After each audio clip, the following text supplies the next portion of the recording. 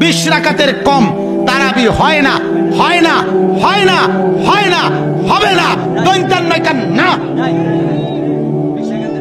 কি নয় কেন না, দৈন্তান্ন মর্দিনান্ন না, দৈন্তান্ন কেন। হ্যাঁ, 8 রাকাত যারা তারাবি পড়ে কিংবা বলে তাদের তারাবি আদায় হবে না। হযরত আয়েশা রাদিয়াল্লাহু আনহা তিনি বলেছেন যে নবী রমজান মাসে 11 রাকাত করে পড়তেন আর অন্যান্য মাসেও তিনি বলেছেন নবী পড়তেন 4 রাকাত করে।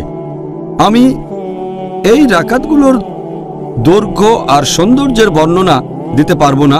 তারপর আবারও পড়তেন 4 রাকাত, এটার দৈর্ঘ্য আর সৌন্দর্যের বর্ণনা দিতে আমি পারবো না। এরপর পড়তেন 3 রাকাত, তার মানে 8 যোগ 3।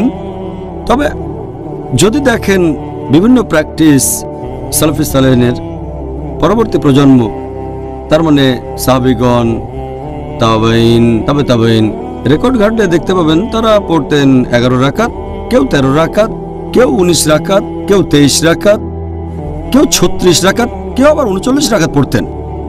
আর আপনি যদি পড়েন মুসান্নাফ ইবনে শাইবা খণ্ড নম্বর 2 পৃষ্ঠা নম্বর 165 ও 166 বলা হয়েছে যে তাবাইনগণ যখন রমজান মাসে কিয়ামুল লাইল পড়তেন, যেটাকে বলা হয় তারাবি, তারা পড়তেন 20 রাকাত। কোন কোন জায়গায় আছে তারা পড়তেন 36 রাকাত।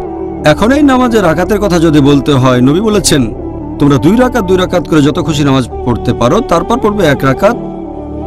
আর আমি আগেও বলেছি সহিহ বুখারী হাদিস নাম্বার 472 খণ্ড নম্বর 1, আপনি যত রাকাত খুশি নামাজ পড়তে পারেন, প্রথমে 2 রাকাত পরে 1 রাকাত।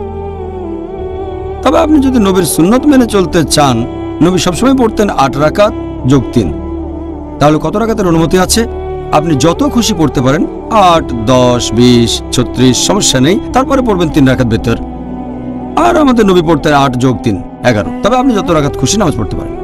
হ্যাঁ, আপনি আমাদের বলেছেন যে কিয়ামুল লাইলে আমরা মুসলিমরা যত রাকাত ইচ্ছা নামাজ আদায় করতে পারি, তবে নবীর সুন্নত 8 রাকাত। আপনি সেরকমই বলেছেন। হ্যাঁ, নবী পড়তেন 8 রাকাত, আলহামদুলিল্লাহ। তবে অনুমতি দিয়েছেন আপনি যত রাকাত খুশি পড়তে পারেন। হ্যাঁ।